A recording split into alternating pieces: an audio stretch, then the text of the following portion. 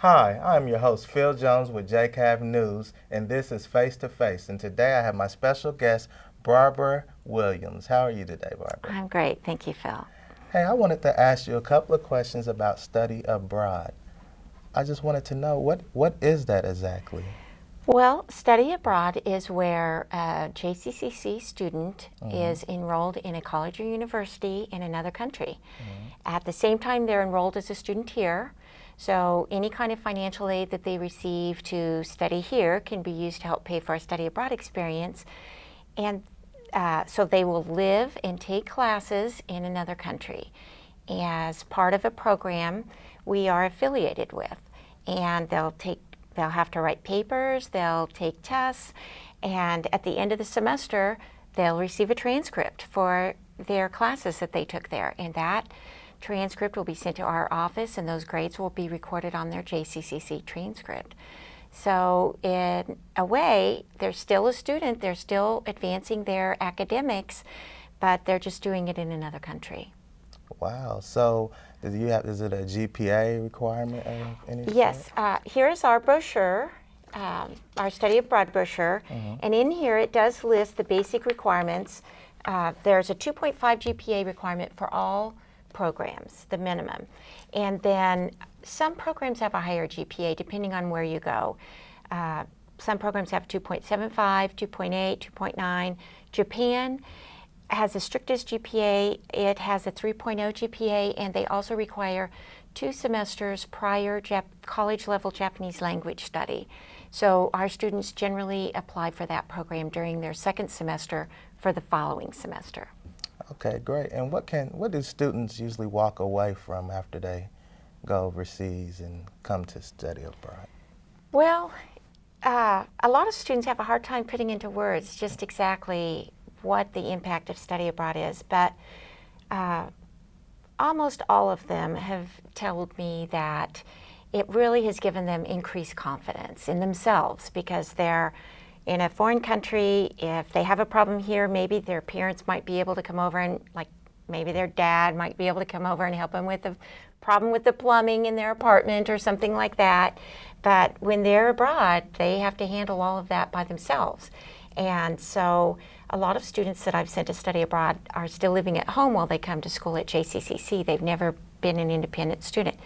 So that it gives them an opportunity to live on their own for the first time.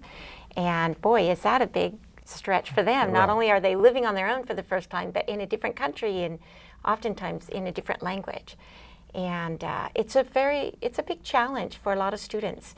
Surprisingly, one student I sent to England for a semester several years ago came back and told me her biggest barrier was the language. Even though she spent a semester in London, just their vocabulary and their turn of phrase was so different for her. It surprised her, and she kind of struggled with that throughout the whole semester. But she did well academically. She had an unpaid, it was an academic internship, professional internship, where she learned a lot. And so it was a terrific experience for her. Great. And how long do you usually stay there? Is there time? Well, we offer programs that are semester long. Sometimes a student will go for a semester and they'll like it so much that they'll extend for an academic year. That has happened a number of times. And there are also a number of programs during the summer that last anywhere from 3 weeks to 8 weeks, depending on the program. So you can go, if you can't fit it in for a full semester, you can always go during the summer. Great. And what is the housing like? I mean, where do they stay or? Housing really varies depending on the program. Most of the Spanish language programs, the housing is with a host family. They match our students up, and sometimes it's just our student in with the host family. Sometimes it's our student and a roommate in with the host family. And so that's one option. Another is, like in the London program, they have what's called a bed sit, where you rent a room from somebody who rents out rooms to students. There are also apartments, program that we're affiliated with in Florence, Italy. Students share an apartment. It's a furnished apartment. And there's also the student dormitories in different programs. The Japan and some of our programs in the British Islands, those are in student housing, like a dormitory. Okay. And do they, can you work when you're there, or? Generally not. Most countries, including America, if an international student goes to study there, they don't allow them to work. On our campus, international students, for the most part, can work only on campus and up to 20 hours a week. But for American students going to study abroad, for the most part, they cannot work legally. In addition, if you're only going for a semester and you're taking classes, you're going there to see the country and to explore the culture. So we really advise against working. Okay, great. And I have one question that I ask all my guests before they leave. What is it that inspires you each morning to get up and do what you do?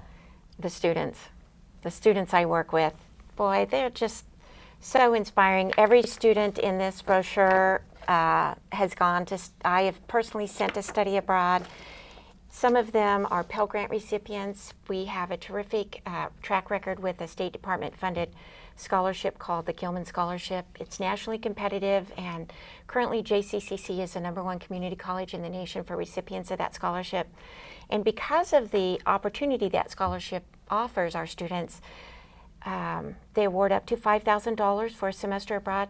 I've sent a number of Pell Grant students who are working very hard to get an education, and they still want to have a little bit more, and they want to have that study abroad experience. I've had students save out of their own earnings up to $10,000 to make a study abroad experience happen. So they're just terrific students, and it's always so gratifying when they come back and they say, you know, you were right. Wow. It was a fantastic experience. Great. It was worth the money. Well, thank you for coming, Barbara. Thank you, Phil. And once again, I'm your host, Phil Jones, for Face to Face, signing off for JCAV News.